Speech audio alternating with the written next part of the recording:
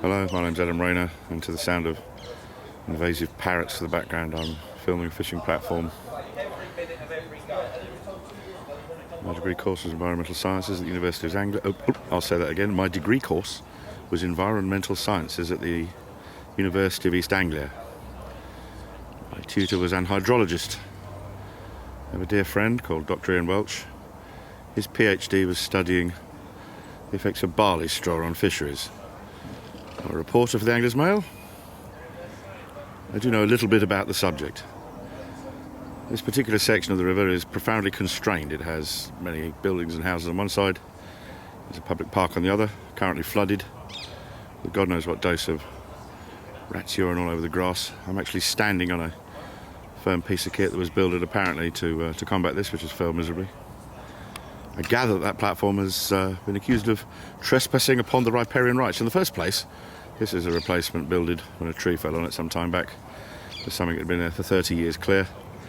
The Environment Agency were very unclear about who owned the actual riparian rights. But if you actually have a look, and this isn't just a foreshortening, you can see that's less than a foot to the bank, which also, incidentally, before this structure was built, was either light shaded by the existing structure and thus barren, or very heavily foot trodden. You can now see, well, I'm not going to start showing off and naming you the Latin names of the plants under there, but there is a proper section of habitat.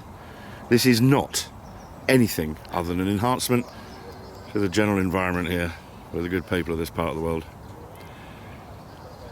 My personal opinion, of course. Okay, there's the back of the area that's decked. Now, there was some concern apparently about other property owners on this section of the river wishing to emulate and copy, and that permitting that structure would somehow be a precedent for others. In actual fact, if you look at these properties, it starts with that kind of dissuasion for anybody to use the bank. But if we then tilt a photo up the bank, you'll see that every single one of these is overgrown and furthermore very well fenced. There's the fence over there as well. The entire stretch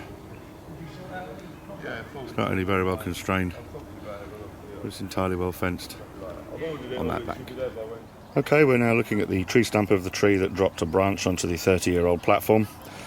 When inquiries were made, the Environment Agency said, not our tree, you have to deal with it. And under the impression that they were in fact the riparian owners, they paid £400 to have this tree removed. The issue of that bill is now something for the riparian owners, I feel. In the meanwhile, of course, the deck actually extends over to the bank to about here. It's actually the last 3 slats only that would appear to be overhanging the river in any way at all. And in actual fact, when this was built 2 years ago, anybody who knows hydrology and the history of the rainfall in the UK will know that the river low was much lower generally. And at that time, the poles were not actually going into the river whatsoever. Moreover, the deeds that have been sent, which we will now take a macro photograph of, quite clearly show that this particular little strip of land doesn't actually belong inside that red outline. In the meanwhile, at this public park, I can tell you that the water standing on that path has been there long enough for mosquitoes to be breeding and for insects to be dancing above it. Furthermore, the inevitable rat population on the banks will now be spreading their Weils disease infections to where kids can play at football, which strikes me as a rather more important issue, to be honest, than the one that my mate's been harassed with. This is a public park with kids playing football. And incidentally, I have to add, from a very personal journalistic point of view, this looks to me like an illegal outflow. I think there is a wider point here. I think there's a social media issue. I understand that there are tyre fitting bays with effluent of rubbish coming into what is a British chalk stream.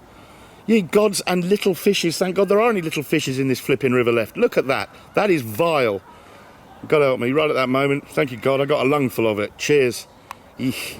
And just for the sake of completion, we've taken a little drive downstream to the Hale Hamilton site to show you how Hale Hamilton maintain a little bit of a little bit of canalised river. It's fully constrained here. There's pilings and brickwork, and there's a fair old bit of debris. And well, I'm sorry, Hale Hamilton, but that doesn't really look like you give a damn about this bit of river to me at all.